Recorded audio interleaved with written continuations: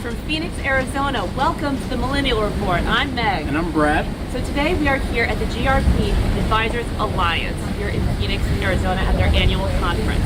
And we have a very special guest with us today. We have Blake Tebow here from Heffernan Financial Services out of San Francisco. He's dealing with a very particular millennial, a very cool millennial. Hip millennial. Silicon Valley millennials, this one might be for you, okay?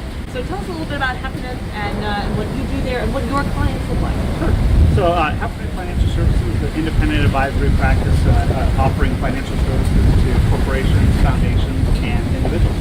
So we have two types of businesses that we serve, or services that we offer. So we offer retirement plan services to companies and corporations. So helping millennials try to save for retirement, and importantly probably for millennials, tackling debt. And other issues, not just facing retirement, so we are trying to shape and change the conversation. And then we also offer wealth advisory services.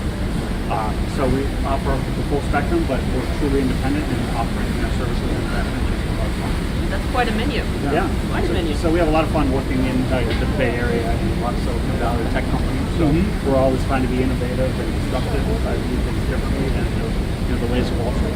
And specifically in that region too, when you've got so many tech startups and not even tech, non-sector specific startups that are in San Fran, in Silicon Valley, and thinking about how they're using the RAISE Act in particular to make sure that they can stay private a little bit longer and offer incentives to employees through a various and myriad of equitable options.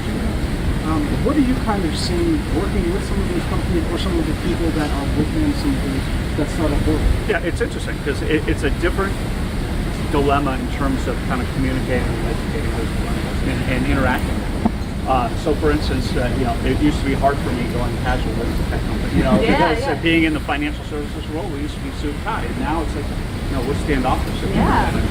So we kind of try to be more casual and more kind of talk about what it means today to save, invest, and so forth. And in terms of kind of working with companies, they may not have as rich a benefit because they're in the startup mode as a Apple would.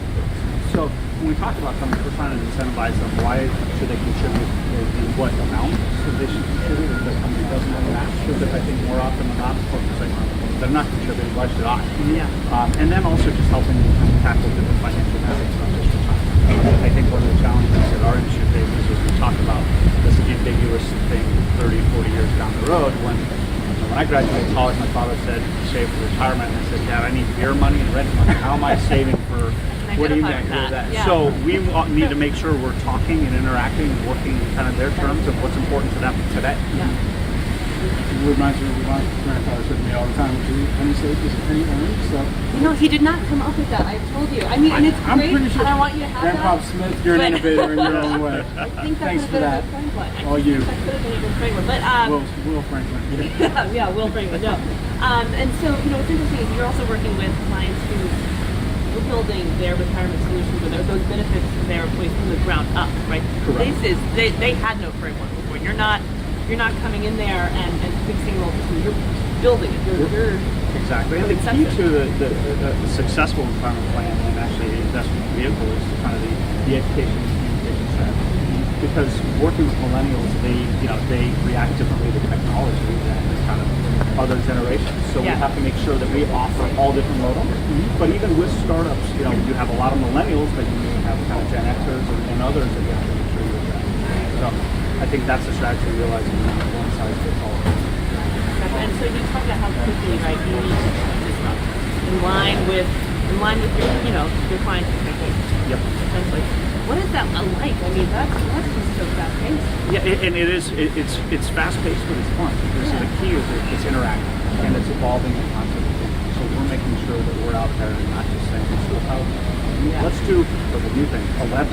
So I mean, those are yesterday, and now we're trying to think of what's tomorrow. And so, for instance, we're trying to make it interactive and work with millennials and having kind of interactive tools and things and apps and so forth that we can say, here's what you're making incremental changes here to knock down. Yeah, today this is where we're like tomorrow or year or two down the road versus saying. So you must be then working on some sort of Alexa that therefore you can talk to you in your house when you're working on your portfolio about retirement, obviously, right? It would be wonderful, That's in the especially pipeline, right? exactly, getting away from even the iPads and iPhones and Yeah. saying, Alexa, what should we do? Yeah, I know, exactly. Alexa, should I buy this? That's going to set me back in my retirement plan just a little bit. Yeah. You probably should not do that. Yeah, I think Alexa would say no too often. People wouldn't want to hear that. And do you think that the solutions that you guys work on, because like I said, you have a very specific client base, would those be applicable to, like other regional areas where I do think so. Yeah. I think though geographically it is different. I mean, we have a lot of clients, for instance, that have more tech-oriented office staff in the Bay Area, and then they have a manufacturing, plant out in Chicago, and completely different demographics. So, granted, they may be millennials or both, but they also interact different ways. So you have to be cognizant of that, and respectful of that, and realize that we're going to treat and through kind of our wellness program and financial finesse that we work with, we customize the approach, but not only per company, but different areas within the company, whether it be age-based, gender-based, but also geographic.